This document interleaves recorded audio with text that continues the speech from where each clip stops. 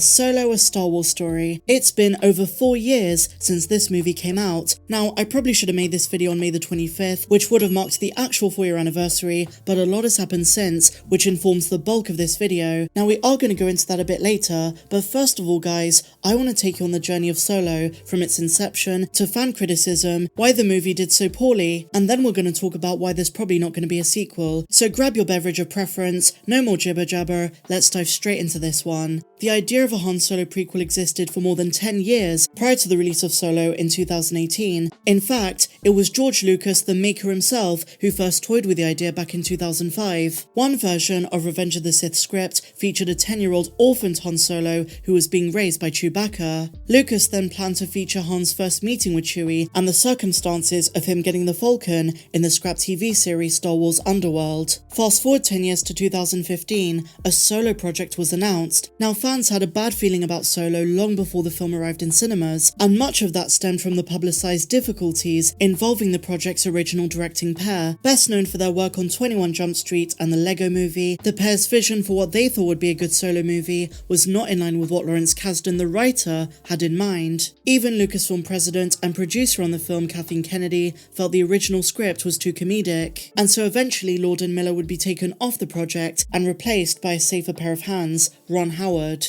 Whereas Lord and Miller had strived for Solo to be a tale inspired by Guardians of the Galaxy, Howard took his cues from the original trilogy and reshot over 70% of what the original pair of directors had done. Solo debuted in May of 2018 to mixed reviews, with many noting the film's uneven tone. Reviewers had a lot to say, ranging from Alden Ehrenreich's performance as young Han Solo, to creative decisions and the writing. But one thing that can't be ignored is the bomb at the box office, making $393 million off a $275 million budget, making it not only a complete failure for Lucasfilm, but also one of the most expensive movies ever made. Now, the most popular theory of why Solo failed is because of timing. The Last Jedi was only 4 months old at that point, and given backlash to that movie, fans didn't feel inspired to go see a spin-off about Han Solo. And at the time, it was a movie that many fans felt should never have been made, as it didn't leave much to the imagination. But 4 years on, opinion on the movies changed dramatically. It might have been a flop at the box office, and it's often berated for such, but along with Rogue One, it's ironically one of the Disney Star Wars movies that's aged the best,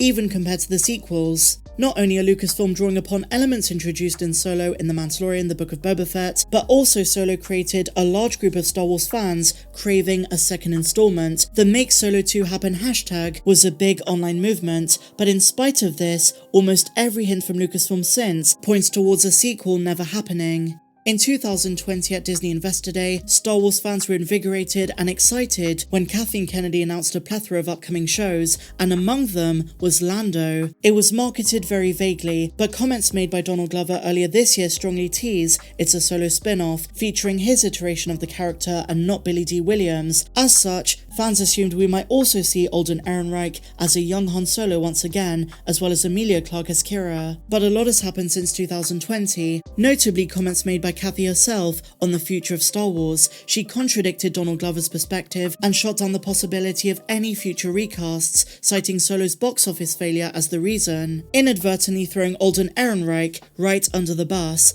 Now, another major indicator that Solo 2 is never going to happen is because of the character of Qi'ra and her recent appearances in the comics. The trilogy, which started with War of the Bounty Hunters and then continued in Crimson Reign, will finish with the Hidden Empire in a couple of months. Now, Charles Soule has been extremely flexible with Qi'ra, and if you know anything about how Lucasfilm used characters across multimedia, then you'll know if a character from live action is brought into the comics and they're used excessively, there's a good chance you're never going to see them on screen ever again. When a character is exiled solely to the comics and the writer is able to use them as they please, that is a major red flag that we're not going to see them in live action again, and that's the case now with Qi'ra. And to add a nail in that coffin, Charles Soule even confirmed that the Hidden Empire is going to be Qi'ra's endgame, and it's going to end in tragedy. Bear in mind, this takes place between the events of The Empire Strikes Back and Return of the Jedi. Just to summarise, Qi'ra has become power-hungry, and she thinks she can take on the powerful Sith, Palpatine and Vader, but I think we all suspect and know deep down she's about to be taught a lesson.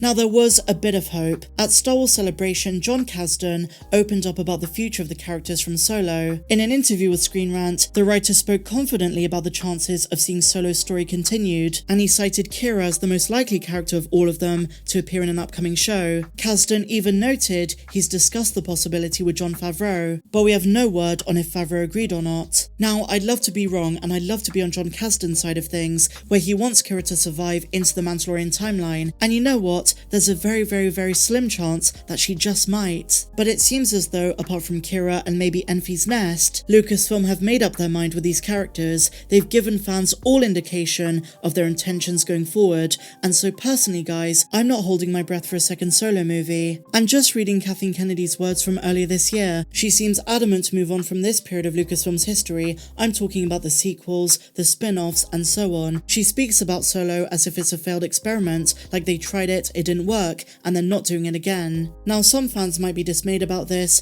but there is a chance those characters could be used in other ways, not just the comics. But more than anything, for a lot of fans, there was just an uncanny feeling about some of these characters, these versions of the characters. For one thing, a lot of Star Wars films since the originals have struggled to recreate the chemistry between some of those actors, Harrison Ford and Carrie Fisher, and while in my opinion Alden Ehrenreich did a great job, his chemistry with Donald Glover, Emilia Clarke, and even Chewbacca was just not the same. It didn't feel right as an audience member. Now, as I said, Solo does have its great moments. I think the cinematography, the way certain characters were written, and just the overall feel of the film were great, but it just didn't do the protagonist Han Solo justice. Now, I know you want me to mention this, it has no relevance, but let's just talk about it anyway. The biggest highlight of the movie is the re-emergence of Darth Maul. Not just Maul as a character, but Ray Park returning as Darth Maul. If for no other reason, just make a Solo 2 for more live-action Maul. But that moment was absolutely badass. Something else that Solo did excellently was expand the universe.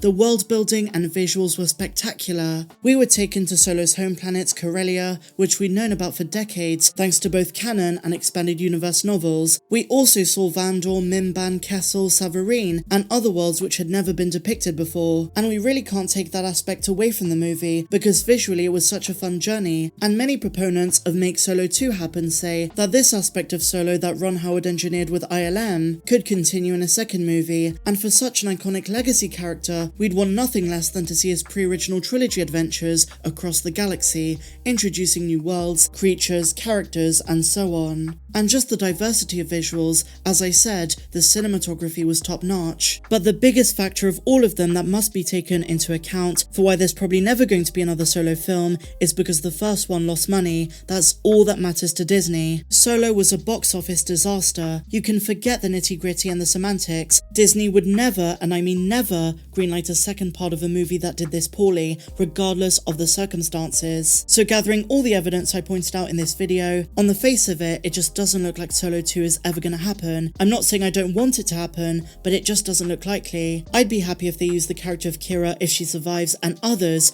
in other spin-off projects. The Mandalorian, a future season of the Book of Boba Fett, that kind of thing. But let me know your thoughts in the comments down below, guys. Would you like to see a Solo 2? Do you think the Lando series is still happening? What do you think the situation is? Share your thoughts in the comments down below. As always, if you enjoyed this video, please be sure to give me a big fat thumbs up, subscribe if you're new, but until the next one, my dear friends, may the Force be with you always. I'm Star Wars Meg, have a good one.